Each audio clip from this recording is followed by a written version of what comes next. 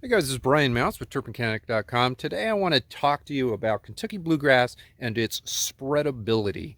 Now I'm going to touch on some other cool season spreadable grass types, and I'm going to compare them briefly to a warm season spreadable grass type that I also have here on my lawn. But mostly I want this to talk about Kentucky Bluegrass because that's what most people in cool climates grow when they're talking about spreadable grass types. Now, Kentucky Bluegrass spreads through rhizomes, which are underground. You don't see them. And that's the difference with warm season varieties. Many warm, not all of them, but many warm season varieties have stolons, which are above ground runners, and that's how they spread.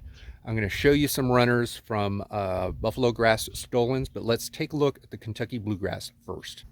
Here's my beautiful tree, which is just starting to turn colors because it's fall. And there's the base of the tree, and this is what I want to get at right here. Now this tree right here I installed myself, and you can see the outline of where the grass has spread. You can kind of see right about here is where the grass was when I installed it, and it has spread this far.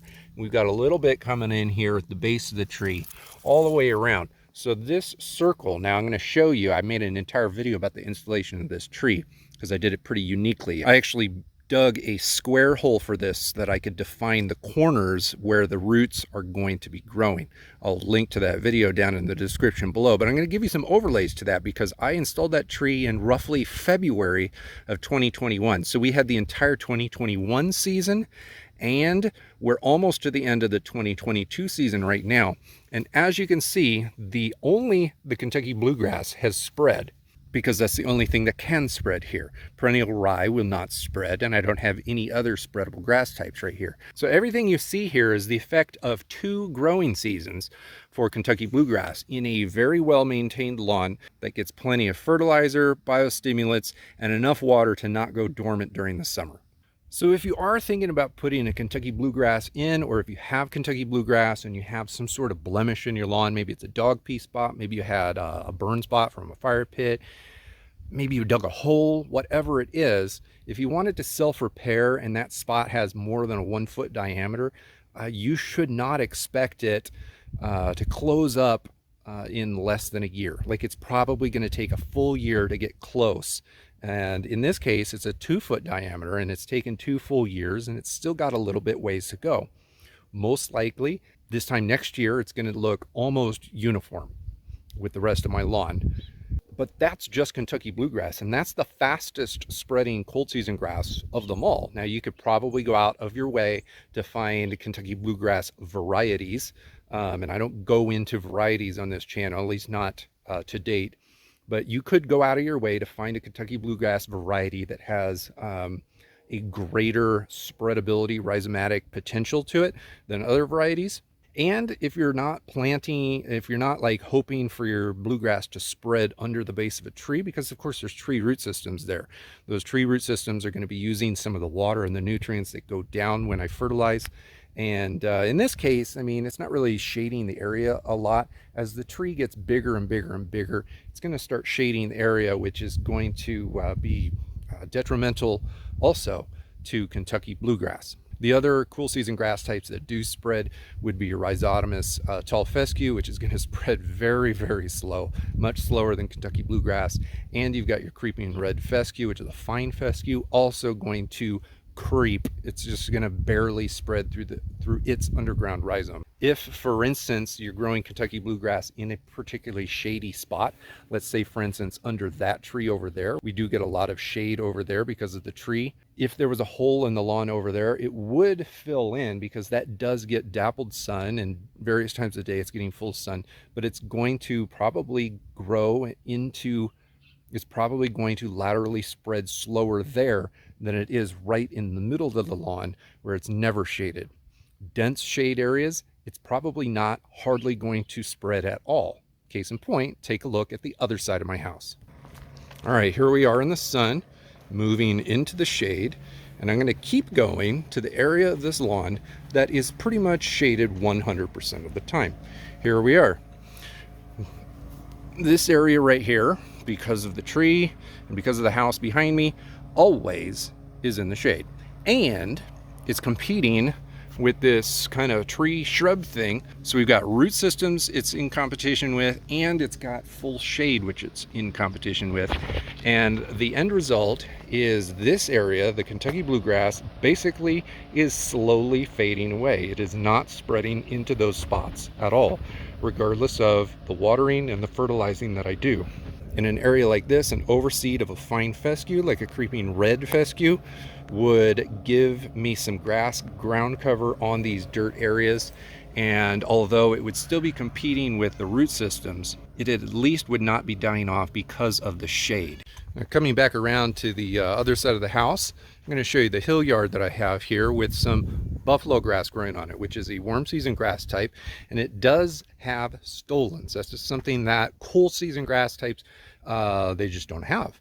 Stolons are essentially kind of like the rhizomes, except for they are above ground. Some people call them runners, and you can just pick them up. You can just fish around in there with your fingers or a rake, and you can find them and pull them up and take a close look. Let's show you.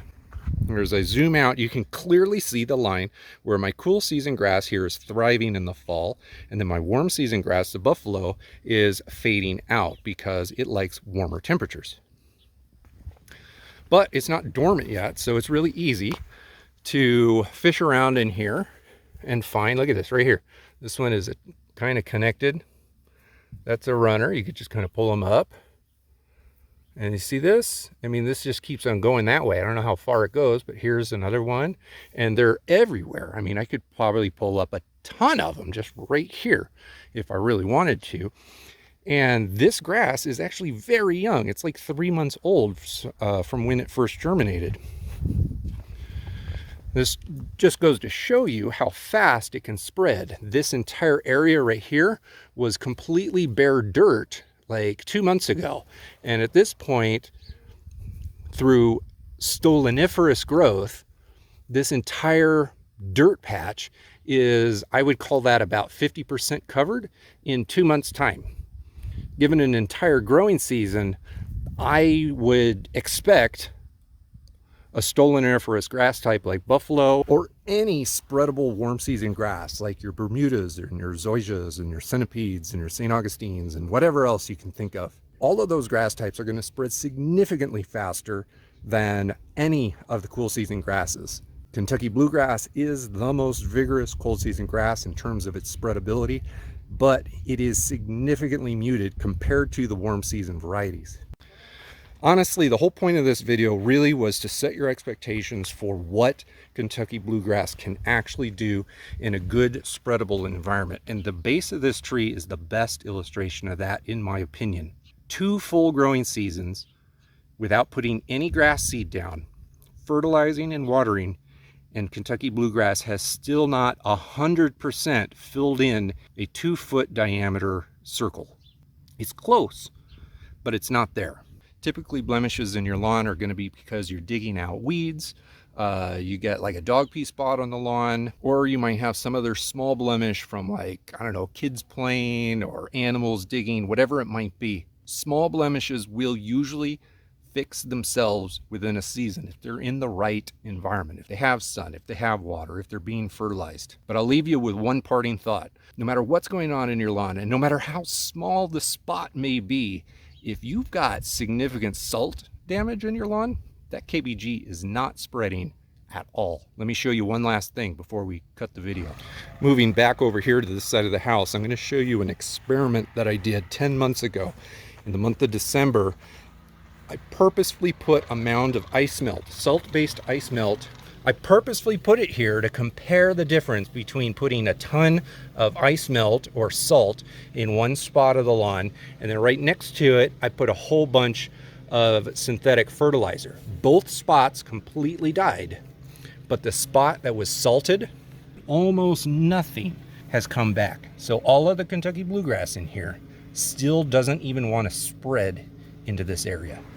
Salt damage is a pretty big thing, and you should keep that in mind. It's probably going to be universal for a lot of grass types. If there's a lot of salt damage in an area of your lawn, probably nothing is going to want to grow there until you physically fix the spot. If you're curious about watching that ice melt on the lawn video in comparison to synthetic fertilizer, I'm going to link to it right up here. I think it was a pretty cool experiment. It was fun to do in the month of December when there's not a lot going on in the lawn. Thanks for watching.